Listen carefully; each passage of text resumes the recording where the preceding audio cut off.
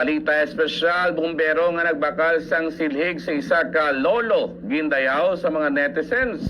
Mga silhig nga iya ginbakal gindonar sa isa ka eskwilahan. Sa balita espesyal, gindayaw sa mga netizens ang kangayo nga ginhimo sa isa ka bumbero matapos ginbakal siniya mga silhig nga ginabaligya sa isa ka senior citizen. Base sa Facebook post ni Senior Fire Officer Juan Vicente Afa Garbosa sang Mandurriao Fire Substation, naluoy ini sa tigula ang rason nga ginbakal siniya mga silhig nga ginabaligya. Sunod pa diri nga Tagaliyon, Iloilo ang among lolo nga nagabaligya sang silhig sa Haro, syudad sang Iloilo. May baluan nga ang among mga silhig ang gindonarman gilayon ni Senior Fire Officer Juan Garbosa sa isa ka eskulahan sa Iloilo City. Madamo naman ang nagkomento kaga nagsaludo sa ginhimo sang nasambit nga bombero. Sa balita sa patag sang